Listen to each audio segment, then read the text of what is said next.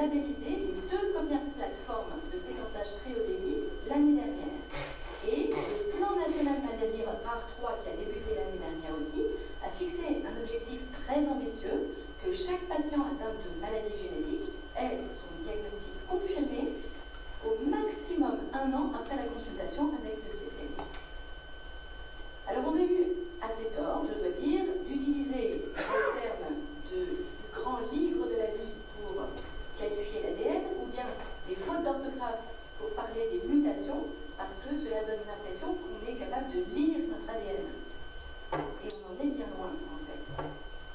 On est capable de détecter ces variations, on est capable de détecter ces millions de variations, c'est d'ailleurs un saut dans les big data. On identifie 23 000 variations par individu pour un exome, et donc 4 millions par séquençage de génome. Donc ce n'est pas vraiment la détection de ces variations qui pose un problème parce que nos outils permettent de le faire, c'est plutôt l'interprétation de ces variations. En d'autres termes, quel est l'impact biologique de ces variations? Est-ce que, dans le cas du diagnostic, ces variations sont bien à l'origine d'une maladie?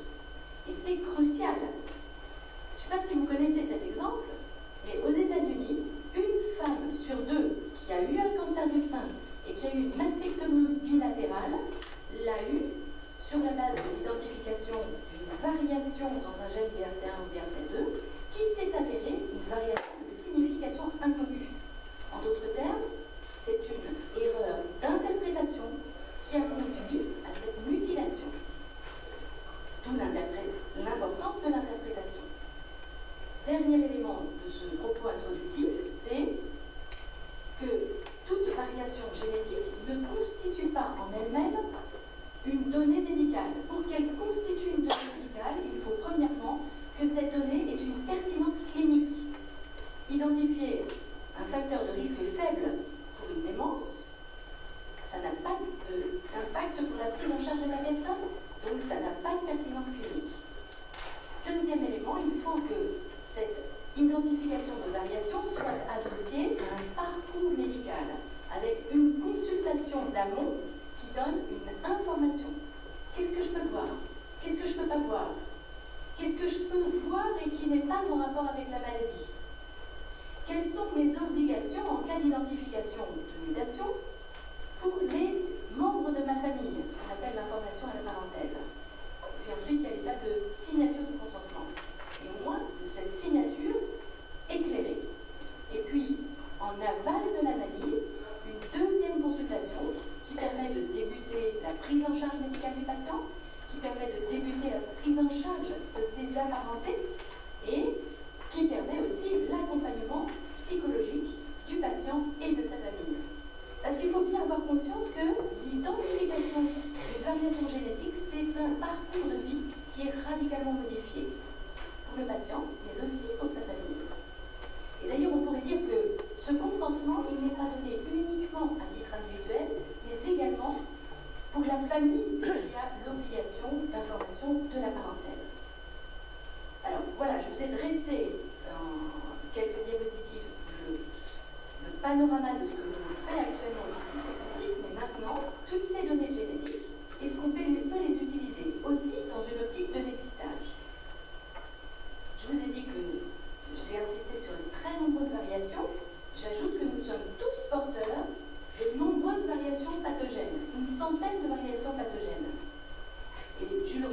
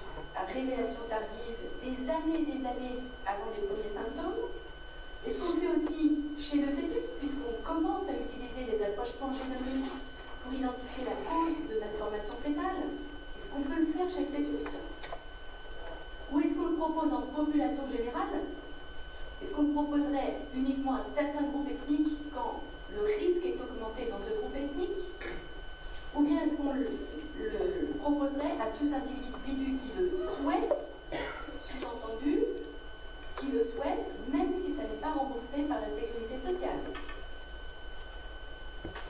Donc je vais prendre deux exemples. Le premier exemple, c'est la recherche des données secondaires. Donc, nos collègues américains ont estimé que quand on réalisait une analyse de génétique en génomique dans un contexte médical, qu'on puisse en profiter pour explorer d'autres gènes, des gènes qu'on dit actionnables parce qu'ils prédisposent à des maladies pour lesquelles il existe un traitement ou une modification de la prise en charge. Et c'est ainsi qu'ils ont établi une liste de 59 gènes qui entraînent une prédisposition au cancer ou qui confèrent un risque de mort subite. Alors, résolument, il s'agit de permettre une prévention ou un traitement chez des personnes porteuses d'une prédisposition à une maladie à révélation tardive. Mais ça n'est pas si simple. D'abord, sur le plan scientifique, nous avons encore beaucoup de mal à quantifier les risques individuels. Est-ce que l'on peut enlever l'estomac d'un individu si on n'est pas certain du risque de cancer de l'estomac? Sur le plan psychologique, on en a parlé ce matin, avec la liminalité de Marcella et Garbuglio, c'est cette perception de Madame en devenir, cette épée de Damoclès, qui pour certaines personnes est très difficile à vivre. Sur le plan médical, certains gènes sont en fait peu actionnables. Est-ce que le fait de proposer une IRM corps entier tous les 6 mois à une personne parce qu'elle a une prédisposition à des cancers qui vont flamber, c'est actionnable? Ensuite, sur le plan juridique, il s'agit de faire du diagnostic présymptomatique, mais la loi française donne un cadre juridique très précis et faire la recherche de ces données secondaires, c'est faire du diagnostic préconceptionnel, mais en échappant à cet encadrement qui est préconisé. Sur le plan médico-économique, il n'existe aucun article qui démontre le bénéfice de rechercher plutôt ces prédispositions. Et d'ailleurs, au regard de l'égalité, ne faudrait-il pas proposer ces dépistages à toute la population? Enfin, sur le plan financier, il ne faut pas sous-estimer la pression qui est exercée par les sociétés de biotechnologie. Deuxième exemple, le diagnostic préconceptionnel. On en parlera dans la suite des exposés. Ce diagnostic préconceptionnel consiste à analyser le patrimoine génétique de monsieur et madame pour voir s'ils sont porteurs l'un et l'autre de variations pathogènes dans le même gène qui est responsable de maladies autosomiques récessives. Je dois préciser que nous sommes tous porteurs de plusieurs variations dans des gènes responsables de maladies de transmission autosomique récessive, 1 à 8 par individu. Je dois préciser aussi que pour la déficience intellectuelle, le risque de transmission par mutation de novo, c'est-à-dire une mutation qui apparaît de façon accidentelle chez l'embryon, est supérieur au risque de maladie autosomique récessive. En d'autres termes, ce n'est pas parce qu'on va éliminer ce risque chez des parents qu'on garantit que l'enfant n'aura pas de déficience intellectuelle. Il reste ce risque de mutation des novo. Et là, il y a toute une série de questions qui émergent. La première, sur le plan technologique, quels gènes je vais explorer? Est-ce que j'explore les gènes des maladies les plus sévères, les plus fréquentes, tous les gènes? Quelles variations je vais rechercher pour éviter les erreurs d'interprétation? Est-ce que je recherche uniquement les variations qui ont déjà été décrites? Alors, je ne détecte pas tout. Sur le plan médical et scientifique, qui je dépiste? Est-ce que je dépiste uniquement les populations avec un surrisque, les couples consanguins et certaines populations dont l'origine ethnique ou géographique est associée à un surrisque? Sur le plan psychologique, le risque n'est-il pas que les couples estiment à tort, bien entendu, que cette analyse garantit l'absence de maladies graves chez leur enfant? Sur le plan éthique, il y a clairement un risque d'interférence avec les unions et un risque de catégoriser ou de cataloguer les personnes.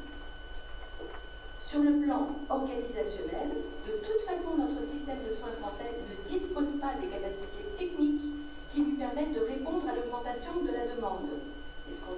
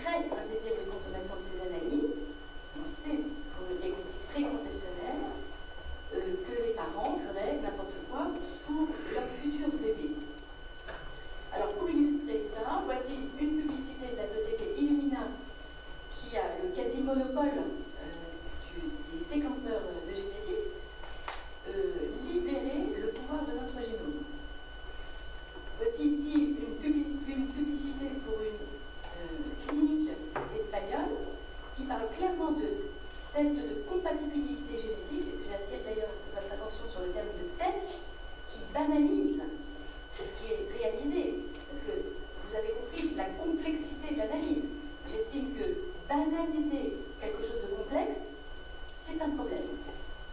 Et si c'est une publicité pour une clinique américaine, protéger votre bébé est dans votre ADN. Alors finalement, il existe deux conceptions opposées de l'autonomie qui coexistent dans notre société. La première, c'est celle de certains de nos contemporains qui plaident pour la liberté d'accès à toute donnée, qui refusent le pouvoir médical qui jugerait quelle information est bonne à transmettre. Et ces personnes refusent également le cadre législatif qu'ils vivent comme une pression exercée par les pouvoirs publics qui instaurerait un cadre dans lequel le patient aurait accès à ces données. Et puis il y a d'autres personnes, et sans doute d'autres personnes dont les deux visions seraient dans cette salle, d'autres personnes qui insistent sur la nécessité d'une information et d'un accompagnement qui permettent la liberté de choix. Finalement, c'est un tiers bienveillant qui fournit la garantie indispensable que le patient consent en toute connaissance de cause aux implications d'un test de génétique. Et donc c'est intéressant de regarder ces deux conceptions de l'autonomie en soulignant que l'avis 129 du Comité consultatif national d'éthique est assez proche de cette première conception de l'autonomie, alors que l'avis du Conseil d'État est assez proche de cette deuxième conception de l'autonomie. Il faut aussi avoir conscience que notre application du diagnostic, des méthodes de séquençage de très haut débit au diagnostic des maladies génétiques ne constitue que la pointe de l'iceberg. Et en fait, ce qui est devant nous, c'est l'exploration des maladies communes. En d'autres termes, il s'agit d'identifier des facteurs de risque pour dire à un individu s'il a un risque de développer un diabète, une hypertension artérielle, un accident cardiovasculaire, de manière à ensuite adapter sa prise en charge. Donc ce qui est devant nous, c'est le développement d'une médecine personnalisée, prédictive et préventive. Et donc pour ces maladies communes, il est question de facteurs de risque. Ces facteurs de risque, actuellement, sont identifiés par les études de population, d'immenses cohortes. Et les facteurs de risque qui sont actuellement identifiés confèrent des risques faibles que l'on ne peut pas utiliser à l'échelle d'un individu. Et donc, le grand défi pour les prochaines années, mais c'est du domaine de la recherche, c'est l'identification de scores de risque polygéniques qui permettent de convertir ce risque à l'échelle de l'individu. Et c'est à cette condition qu'on pourra passer dans la médecine prédictive et personnalisée. J'insisterai aussi sur le rôle de l'environnement dans la régulation de l'expression des gènes. Vous savez peut-être que l'expression des gènes de jumeaux monozygotes, c'est-à-dire qui partagent le même patrimoine génétique, est identique à 3 ans, mais n'est plus identique à l'âge de 50 ans, ce qui est la démonstration du poids de l'environnement dans la régulation de l'expression de nos gènes. Donc clairement, la vérité n'est pas dans notre génome. Soyons très clairs.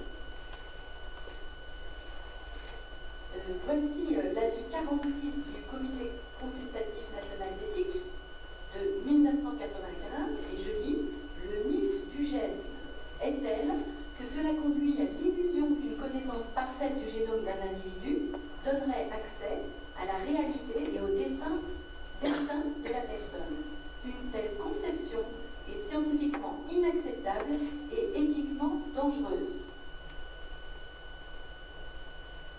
Donc pour l'identification, parallèlement à l'identification de ces facteurs de risque, eh bien, de façon peut-être un peu paradoxale, il y a un véritable courant en faveur du partage des données. Donc, aux États-Unis, il existe de multiples sociétés biotechnologiques qui commercialisent des tests de prédisposition sans prescription médicale. Il est possible aussi d'avoir accès à des tests d'accès libre sur Internet. Et il y a des projets de recherche participatifs.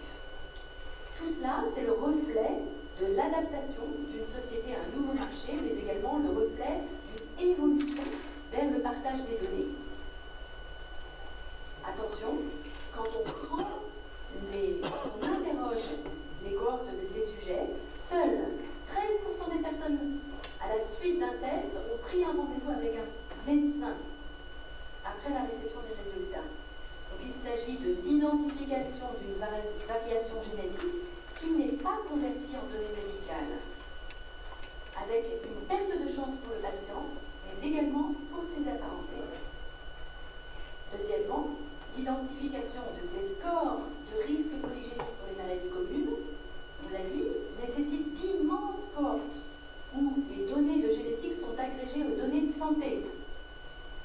Là, je pose la question, à qui profite le système? Pourquoi on incite finalement ces gens à ce partage de données?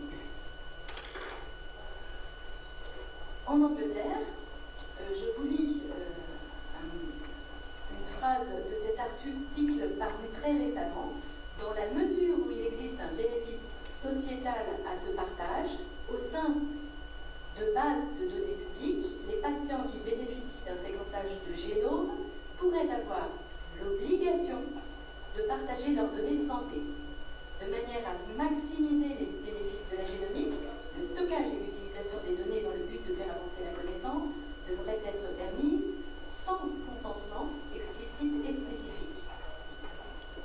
Je vous livre aussi le titre de ce deuxième article qui s'interroge sur les raisons pour lesquelles certaines personnes refusent de donner leur ADN. C'est quand même particulier de poser la question de cette manière-là. J'en arrive au business de l'ADN. En fait, ce qui est vraiment derrière tout ça, c'est le business de l'ADN, un business de 25 milliards de dollars annuels, avec un modèle économique qui est le suivant. Les tests de génétique sont vendus largement en dessous du prix de revient, en dessous de 200 $ en tout cas, et ils sont revendus à prix d'or à des sociétés pharmaceutiques essentiellement. Par exemple, 23andMe, qui est cofinancé par Google, a vendu ses données à Genentech, qui est une filiale du groupe Roche, à Pfizer, à GlaxoSmithKline, d'ailleurs en août 2018, c'est tout récent, pour 300 millions $. Et Decode Genetics, idem pour 415 millions $. Et avec un risque aussi pour les données, puisque la société MyHeritage, qui est basée en Israël, s'est fait pirater en juin 2018. Voilà, je vais conclure. Nous avons souligné que la médecine génomique constituait une véritable révolution technologique et médicale, mais il ne faudrait pas tomber dans l'illusion de la toute-puissance de la science. Nous avons insisté sur le fait que la mondialisation exerçait une pression pour généraliser les tests en population générale, mais nous avons vu en parallèle que notre système d'assurance maladie est incompatible avec la généralisation de ces pratiques. Nous avons vu que les demandes de tests en médecine prédictive reposent sur l'argument de l'autonomie, et peut-être qu'on se trompe de question. Peut-être que la question, c'est plutôt pourquoi faire? Qu'est-ce que je vais faire avec cette donnée sur le plan médical? Et comment je vais réussir à gérer cette donnée sur le plan psychologique? Et comment je vais gérer cette donnée dans mes liens familiaux? Si cette donnée, je vais la chercher juste